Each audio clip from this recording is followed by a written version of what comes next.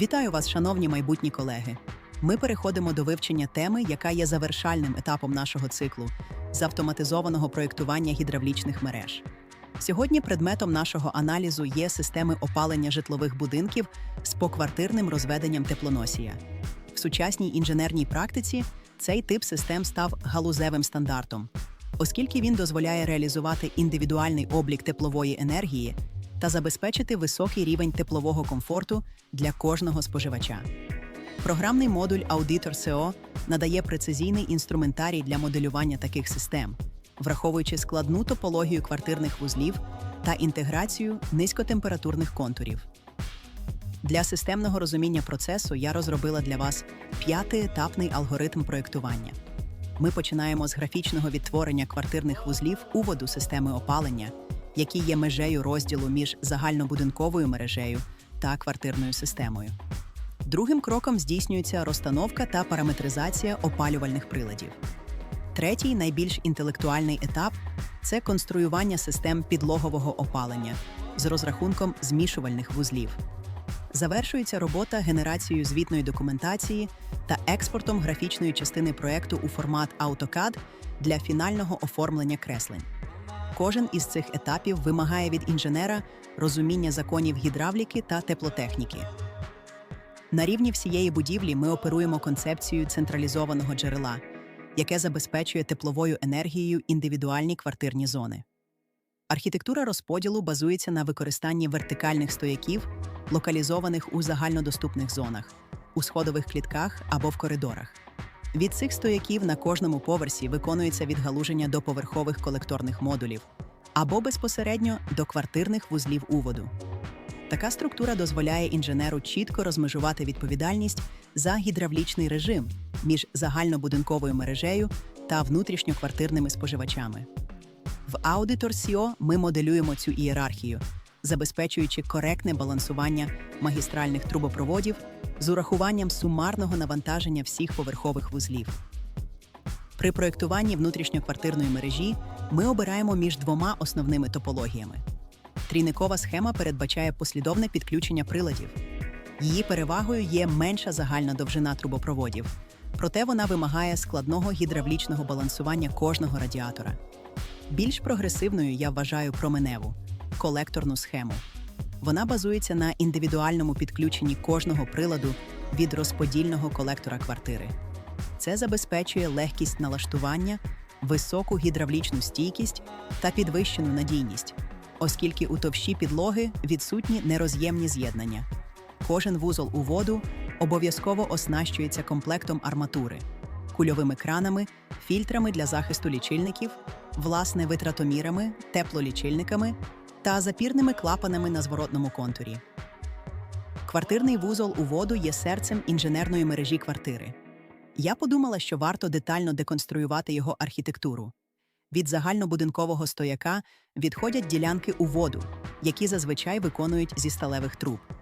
Подавальний трубопровід оснащують запірно-регулювальною арматурою, кульовим краном, фільтром-грязьовиком, витратоміром та запірним клапаном. Зворотний трубопровід обов'язково містить стабілізатор тиску для компенсації динамічних коливань у магістралі. Після вузла обліку здійснюється перехід на багатошарові полімерні труби, які прокладають до опалювальних приладів або до розподільних та збірних колекторів. Ця топологія забезпечує не лише облік, а й гідравлічну автономність системи опалення кожної квартири. Процес графічного відтворення вузла уводу в програмі підпорядковується суворому алгоритму. Першим кроком ми викреслюємо ділянки від загальнобудинкового стояка, використовуючи переважно сталеві труби. Другий етап – встановлення арматурної групи на подавальному трубопроводі, кульового крана, фільтра грязьовика та витратоміра. Третім кроком на зворотному контурі монтується стабілізатор перепаду тиску, що є критично важливим для коректної роботи термостатичної арматури у квартирі. Далі ми виконуємо перехід на полімерні трубопроводи та прокладаємо магістралі до колекторних груп або безпосередньо до приладів. Я наполегливо рекомендую приділяти увагу створенню виносок, етикеток для кожного елемента, що забезпечує інформативність креслення та виключає помилки при генерації специфікації. При проєктуванні комбінованих систем ми стикаємося з термодинамічним парадоксом. Високотемпературний контур радіаторного опалення оперує теплоносієм із температурою до 90 градусів. Проте для системи підлогового опалення така температура є деструктивною та недопустимою з гігієнічних міркувань. Тут поріг становить 55 градусів. Використання теплоносія радіаторного контуру без попередньої підготовки призведе до термічного руйнування стяжки та до дискомфорту споживача. Вихід із цієї ситуації – примусове зниження температури через змішувальні вузли. Залежно від масштабу об'єкта ми застосовуємо або центральні вузли в котельні, або місцеві змішувальні вузли, безпосередньо перед квартирними колекторами. Типовий змішувальний вузол – це складна інженерна збірка, де кожен елемент має своє функціональне призначення. Серцем контуру є циркуляційний насос, що забезпечує рух теплоносія в кільцях підлоги. Двоходовий вентиль з термостатом або сервоприводом виконує роль регулятора, що дозує порцію гарячої води з первинного контуру. Балансувальні вентилі служать для гідравлічного ув'язування контурів та байпаса. В обов'язковий комплект входять прилади візуального контролю – термометри, автоматичні повітровідвідники та зливна арматура. Особливу роль відіграє байпас з перепускним клапаном – це лінія безпеки, що захищає насос при закритті всіх опалювальних контурів. Розглянемо дві базові схеми на основі двоходових вентилів. Схема А представляє класичне розміщення байпаса, що забезпечує стабільне підмішування охолодженого теплоносія. Схема Б передбачає перенесення лінії безпеки безпосередньо на крайні точки колекторів. Я хочу звернути вашу увагу на ключовий інженерний інсайт. У таких схемах прецизійне регулювання потоку здійснюється попередньо налаштованим балансувальним вентилем на первинному контурі. Це дозволяє обмежити максимальну потужність вузла та запобігти гідравлічному розбалансуванню суміжних систем опалення. Більш технологічними є рішення на базі 3- та 4-ходових змішувачів – схеми В, Г, Д. Принцип їхньої роботи базується на активному підмішуванні охолодженої зворотної води до гарячої подавальної всередині корпусу клапана. Триходовий кран із сервоприводом забезпечує лінійну характеристику регулювання температури. Чотириходовий змішувач додатково забезпечує захист джерела тепла від низькотемпературної корозії, що є критичним для чавунних котлів. Використання таких вузлів у Auditor CO дозволяє автоматизувати підтримання комфортної температури на колекторах незалежно від режиму роботи радіаторів. У системах з високим ризиком забруднення теплоносія або при значній різниці статичних тисків ми застосовуємо незалежне підключення. Ключовим елементом тут є пластинчастий теплообмінник, який створює фізичний бар'єр між центральною мережею та квартирним контуром. У такому разі квартирна система стає повністю автономною та закритою. Вона вимагає обов'язкового встановлення власної групи безпеки – манометра, повітровідвідника, запобіжного клапана та розширювального бака для компенсації температурного розширення рідини в замкненому об'ємі. Це найбільш надійне, хоча і дорожче інженерне рішення. Гідравлічний розрахунок змішувального вузла базується на законі збереження маси. З трійника має виходити рівно стільки води, скільки в нього зайшло. При використанні двоходових вентилів встановлення байпаса є обов'язковим технічним регламентом. При використанні 3- або 4-ходових змішувачів байпас є бажаним для підвищення стабільності. Я наголошую, на зворотних колекторах необхідно передбачити балансувальні вентилі для кожного кільця. Або, як альтернативу, забезпечити ідентичну довжину всіх опалювальних петель у межах однієї зони. Це гарантує рівномірне прогрівання поверхні підлоги. Для полегшення прийняття інженерного рішення щодо вибору змішувального вузла ми звели характеристики вузлів у єдину матрицю.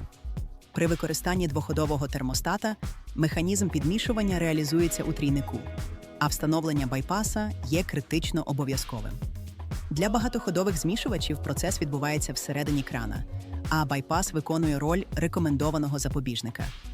У разі застосування теплообмінника ми отримуємо повну гідравлічну ізоляцію контурів. Я наголошую, вибір схеми повинен базуватися на техніко-економічному обґрунтуванні та вимогах до автономності кожної зони будівлі.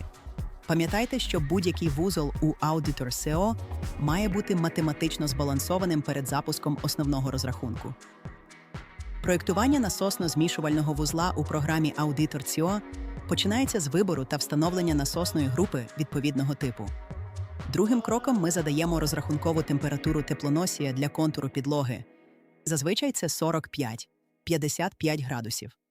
На вкладці «Арматура» необхідно обрати конкретний символ змішувального клапана з бази даних виробника, наприклад, Hertz або Danfoss. Далі ми встановлюємо колекторну групу.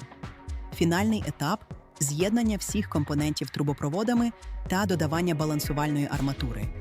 Я наголошую на необхідності верифікації параметрів насоса.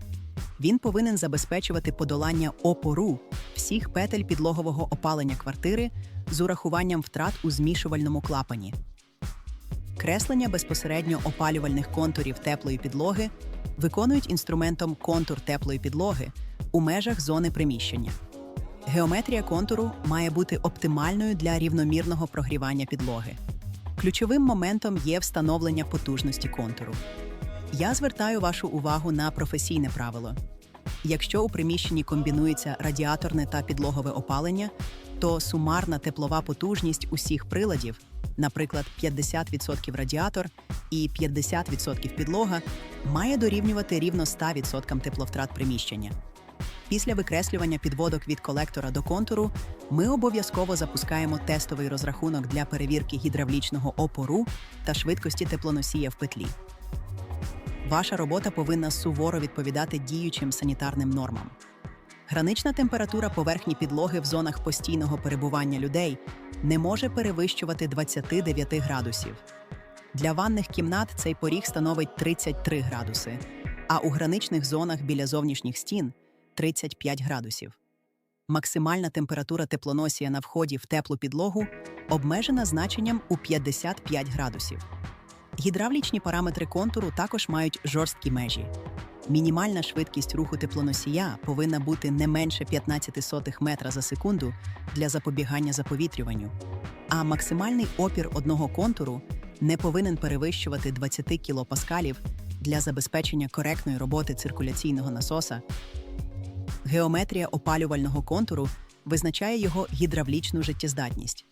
Максимальна площа однієї зони обмежена 40 квадратними метрами, а довжина сторони не повинна перевищувати 8 метрів. Важливим є співвідношення сторін – не більше, ніж 2 до 1. Кожна петля має бути виконана із цільного відрізка труби довжиною не більше 100 метрів. Мінімальний радіус вигину становить 5 діаметрів труби.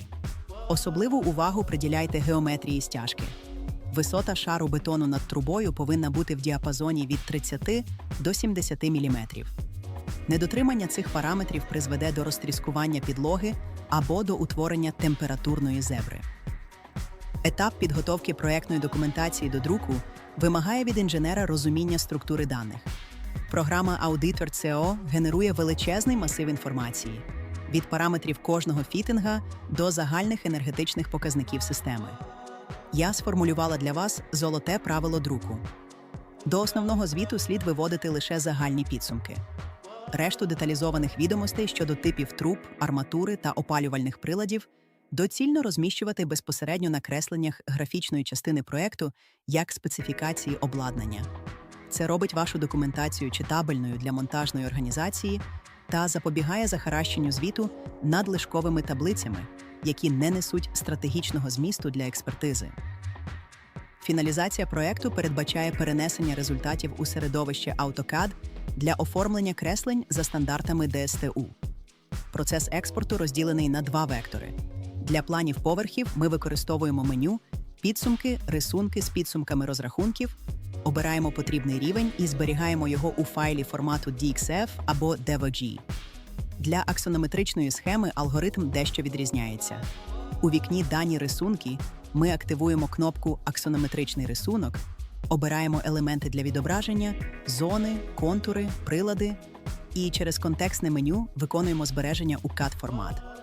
Я зауважую, що коректність експорту безпосередньо залежить від чистоти побудови моделі та відсутності незв'язаних вузлів. Підбиваючи підсумки нашого огляду, хочу наголосити, що шлях від цифрового креслення до реальної системи опалення тримається на 3 китах. Перше – це точність уводу. Правильно сконфігуровані квартирні вузли забезпечують гідравлічну стабільність всієї споруди. Друге – інтеграція контурів. Лише прецизійний термодинамічний баланс між радіаторами та підлогою гарантує повне покриття тепловтрат та комфорт споживача. Третє – чистота експорту. Оптимізований вивід даних перетворює складний програмний розрахунок на бездоганне професійне креслення. Дотримання цього протоколу гарантує відсутність критичних помилок при проєктуванні найсучасніших житлових систем. На завершення нашого огляду я підготувала для вас перелік практичних ресурсів. Вивчення теоретичних схем має супроводжуватися переглядом відеоінструкцій з монтажу та реальної роботи у програмному комплексі. Зверніть увагу на модулі, що присвячені кресленню контурів та їхньому приєднанню до розподільних колекторів у середовищі Auditor SEO. Розуміння конструкції підлогових опалювальних приладів та алгоритмів їхнього розрахунку дозволить вам безпомилково виконати курсовий проект та стати затребуваними фахівцями. Дякую за увагу!